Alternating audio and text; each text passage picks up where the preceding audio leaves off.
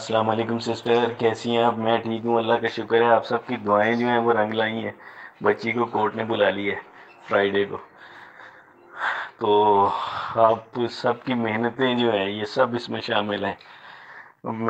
मैंने कोर्ट के बाहर सबका शुक्रिया भी अदा किया था, जितने भी इस केस को रिपोर्ट कर रहे थे, कि ये आप सब ही की वजह से है कि, और सब लोगों की दुआएं जो मेरे लिए करते रहे, उसके लिए वजह से ये पॉसिबल हुआ है।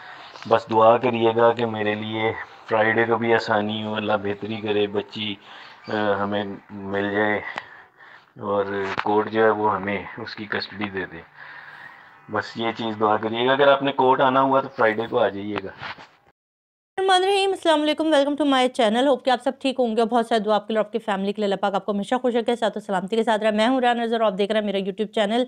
अच्छा जी, ज़हीर के वकील साहब जो है ना वो नींद में डूबे हुए खरामा खरामा जो है वो आज अदालत है, क्योंकि उन्होंने ज़हीर की मुलाकात के हवाले से केस दायर कर रखा था, जिसके ऊपर आज अदालत ने उनको बड़ी कोई टाइट किस्म का लताड़ा और बताया कि भाई किस खुशी में मिलना है, क्यों मिलना। अदालत ने बिल्कुल मना कर दिया।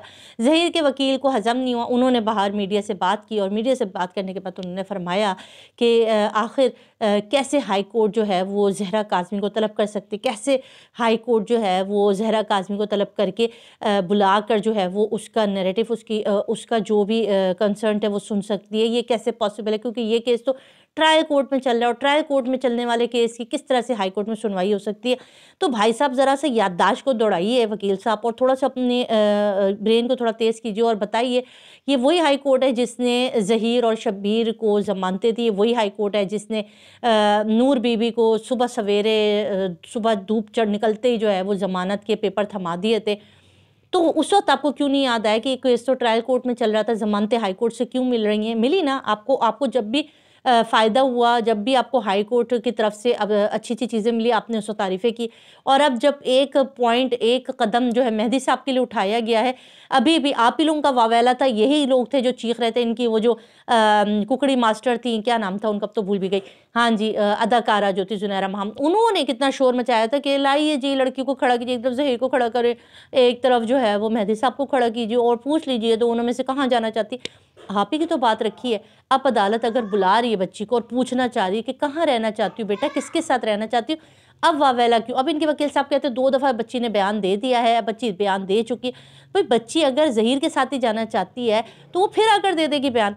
अगर ऐसा नहीं है तो फिर आपको क्यों इतनी तशवीश हो रही है? क्यों इनके हलक में हड्डी की तरह ये बात फंस गई कि बच्ची को तलब करके क्यों पूछा जाए? तो इसका मतलब है मामला कहीं ना कहीं कुछ ना कुछ वो वाला जिसके अंदर हम कहते थे इंजेक्शन, मार कुटाइयाँ, तशद्दुद, ज़बरदस्ती के बयानात, उसको आप तस्दीक कर लीजिए। अगर ये इंश्योर होते और इन्हें पता होता कि बच्ची हमारे अंडर में है, तो यकीनन ये अभी भी ना घबराते और ये वो केस वापस ना ले लेते जिसके अंदर इन्होंने अदालत में केस दायर कर रखा था कि बच्ची को बुला के उसका 164 का बयान लें। उसको फ़ौरन ज़हीर ने वापस ले लिया। बड़ी चीज़ें खुल के सामने आने वाली हैं, क्योंकि बच्ची का बयान जुम्मे के दिन होने के बाद जो है ना, जुम्मे के दिन इनकी मंगल हो जानी है, क्योंकि इनको पता चल जाना है कि इनकी औकात क्या थी। ये लोग जो ड्रामे करते रहे, ये इस बच्ची की ज़िंदगी को जो बर्बाद करते रहे और ये लोगों के सामने जो बयान देते रहे कि ज़हीर के साथ रहना चाहती, खुश है, वो तमाम वीडियो, वो तमाम लाइव सेशन जो इनके चैनल से, जिसके अंदर बच्ची बेचारी डरी सहमी वही बात दोहराती थी, जो ज़हीर से कहता था वही बात दोहराती थी। जब ये बच्ची घर आएगी ना और उसके बाद आपके पास जो चीज़ें आएंगी ना, वो उसके लिए ये डर रहा है, क्योंकि बच्ची के बयानात देने के बाद जो है वो ज़हीर और शब्बीर और नूर बीबी के आज़ादी के परवानों के ऊपर स्टैम्प लग जाएगा और इनकी ज़मानतें कैंसिल होंगी, क्योंकि इन्होंने इस बच्ची के साथ जो जो सलूक कर रखा था, जो जो जुल्म, इस बर्बरियत इस बच्ची के साथ किया था, वो सारी की सारी चीज़ें बच्ची खोलेगी। उसी से ये डरते इंशाल्लाह। बहुत सारे लोग डर रहे थे कि अब मामलात क्या होंगे, बच्ची आके क्या बयान देगी।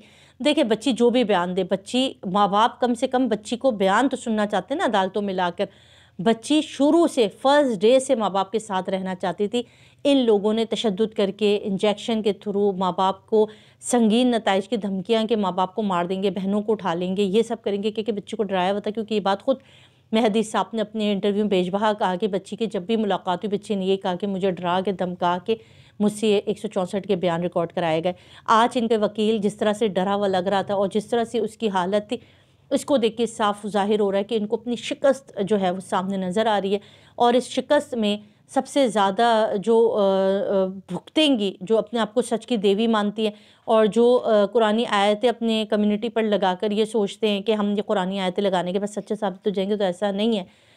कलमा तो हर कोई पढ़ता है, कलमा अल्लाह पाक का शुक्र है कि हर मुसलमान पढ़ता है, मगर ईमान किसके दिल में, सच्ची ज़बान किसके पास है, कौन हक़ और सच के ऊपर चल रहा है, ये चीज़ अब सबको नज़र आ जाएगी कि कौन पैसों की खातिर इस केस में दौड़ रहा था, कौन किससे कितना पैसा लेकर इस केस में काम कर रहा था, और कौन नियति से अल्लाह ताला की ज़ात के ऊपर रह के चले किसी बेकस मजबूर माँ बाप की बच्ची उन तक पहुँच जाए, उसके लिए चल रहा था। ये सब कुछ अभी दूध का दूध पानी का पानी इंशाल्लाह हो जाएगा। आज अदालत ने बड़ा अच्छा फैसला किया कि ज़हीर की मुलाकात रोक दी। उन्होंने कहा कि अभी तक कोई ऐसा मामला नहीं हुआ कि हम अदालत जो है वो ज़हीर से मुलाकात का इंदिया दे दें। बड़ी चीज़ें अभी होने वाली हैं।